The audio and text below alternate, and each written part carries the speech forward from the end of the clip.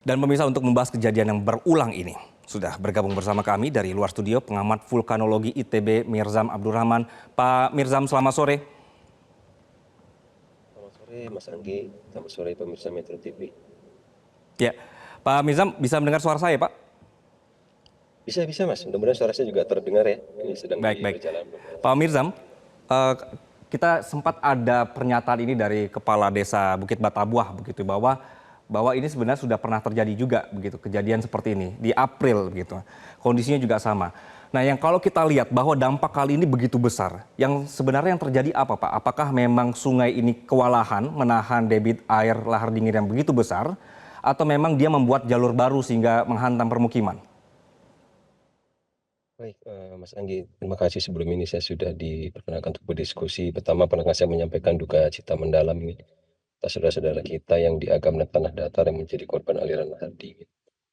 Jadi kesulitannya adalah memang lahar dingin yang terjadi saat ini adalah akumulasi dari, kalau Mas Anggi dan pemirsa ingat pada waktu bulan Desember 2023 itu viral letusan di Marapi. Nah, akibatnya adalah kesulitan kita adalah bahwa jarak antara sumbernya gitu ya yang menjadi bahan bakunya dan kemudian terjadi lahar dingin itu jedanya itu bisa harian, minggu, bahkan bulan. Jadi Mas Anggi menyatakan sejak bulan April setidaknya sampai sekarang sudah 3 kali. Nah, itulah yang kemudian menjadi sulit. Ada jeda waktu antara letusan sebagai bahan baku lahar dingin kemudian dengan kejadian lahar dingin itu sendiri. Kalau kita melihat dari apa yang terjadi sekarang, sebenarnya alirannya mengikuti semua sungai-sungai yang berhulu ke Gunung Marapi. Tetapi karena memang bahan bakunya masih banyak begitu ya, sehingga ketika itu bercampur menjadi lahar dingin, maka volume di sungai itu tidak mampu menampung lagi, tidak mampu menampung volume air yang sudah bercampur dengan lumpur gitu. Itu Oke. adalah kesulitan yang kedua gitu, antara volume dengan geometri sungainya tidak sebanding selain jeda waktu tadi. Permasalahan pun muncul ketika kita yang tinggal cukup jauh dari Gunung Marapi dan tidak mengetahui bahwa di puncak Marapi itu sedang terjadi hujan lebat atau hujan yang bisa menyebabkan terjadinya lahar, maka kesiagaan kita pun, kewaspadaan kita pun menurun. Nah, jadi Oke.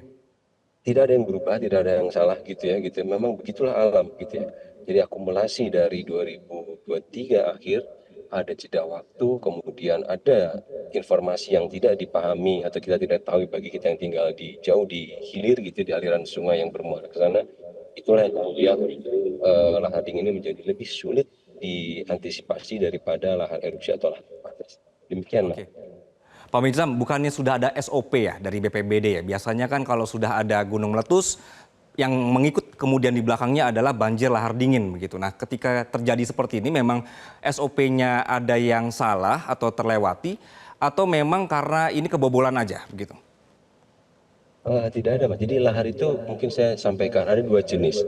Yang Ya. pertama adalah lahar erupsi. Itu biasanya berkaitan kalau gunung apinya memiliki kawah dan terisi air.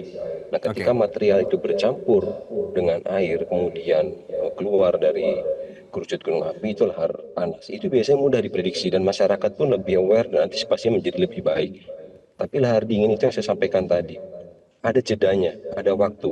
Kapan kejadiannya? Kejadiannya itu tergantung musim hujannya itu datangnya kapan setelah erupsi tadi. Ada yang sehari, ada yang seminggu, ada yang sebulan. Dalam kasus ini sekarang di bulan Mei berarti sudah kurang lebih 6 bulan, begitu ya.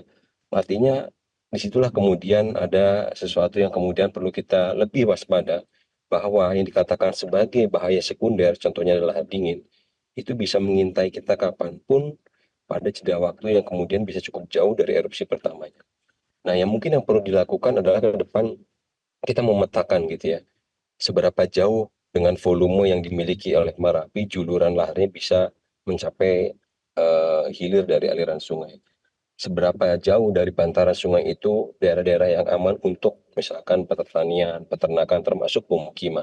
Nah, kalau kita lihat kan berdasarkan pengalaman, mereka yang sekitar tinggal di sana itu memang sudah mengamati pola gitu ya, sudah tahu jarak amannya berapa.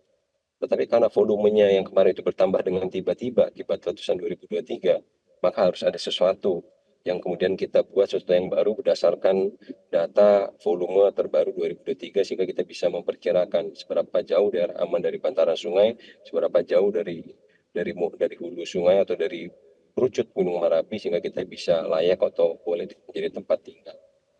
Oke, Pak Mirzam, dari yang Anda sudah biasa kuasai begitu, sebenarnya jarak aman itu berapa jauh untuk aliran-aliran yang akan dilewati oleh aliran lahar dingin ini? Nah, itu berbeda-beda tergantung seberapa banyak materialnya, kemudian seberapa curah hujannya. Pada beberapa kasus sampai tekuk lereng. Jadi kalau misalkan gunung, kita bayangkan nasi tumpeng gitu ya. Jadi nasi tumpeng itu yang ditaruh di meja yang datar. Nah, tekuk lereng antara miringnya tumpeng sampai datar itu biasalah garis-garis yang kemudian menjadi perhatian khusus gitu. Tetapi sepanjang perjalanan itu kita tidak bisa membayangkan bahwa sungainya harus lurus. Sungainya kadang berkelok-kelok. Jadi artinya di sepanjang aliran itu pun tidak semuanya berbahaya. Tetapi di kelokan-kelokan sungai itu jauh lebih berbahaya daripada yang aliran sungainya lurus. Kenapa? Karena aliran lahar ini bukan seperti angkutan kota, seperti bis gitu ya. Ketika ada belokan dia ngerem. Masih ingat mungkin kejadian banjir lahar dingin di Semeru. Itu tiba-tiba orang yang berada di tepi sawah sedang menonton itu kaget gitu ya. Karena tidak menyangka lahar keluar dengan tiba-tiba. Di mana posisinya? Di kelokan-kelokan sungai. Jadi bahkan di sini pun kita bisa memilah, memastikan tidak semua daerah itu berbahaya secara jarak, tapi pada posisi tertentu misalkan kelokan sungai jauh lebih berbahaya. Karena pada posisi tersebut ketika air lewat membawa material lahar, dia pasti akan cenderung gitu ya keluar karena terjadi kelokan perubahan kecepatan tiba-tiba. Baik, Pak Mirzam, berarti menurut Anda apakah Anda setuju kalau Iya. misalnya pun akhirnya ketika kita melihat kejadian ini di Agam gitu, berarti polanya sudah harus kita lihat ini berbeda dan juga sudah harus ada strategi baru begitu? Benar, Mas. Jadi gunung biasanya memiliki volume dan style tertentu untuk mengeluarkannya dengan volume yang sama pada waktu yang sama. Tapi kadang-kadang dia bisa berubah gitu. Nah, inilah yang kemudian perlu dipastikan oleh kita bersama. Apakah jumlahnya masih sama dengan sebelumnya? Apakah aliran ini masih mengikuti aliran yang dulu atau tidak gitu ya? Jadi tidak ada yang persis benar-benar sama, tetapi pola umumnya ada ini yang kemudian memang perlu kita benahi dan kemudian kita lengkapi datanya supaya Baik. antisipasi menjadi lebih baik. Baik, dan kita jadikan pelajaran dan juga akan kita terapkan Betul, bahwa ya. sudah harus ada strategi baru dan penerapan pola yang baru terhadap Marapi begitu ya. Mirzam Abdurrahman, pengamat vulkanologi ITB, terima kasih atas waktu Anda di sore hari ini. Jelajahi cara baru mendapatkan informasi. Download Metro TV Extend sekarang.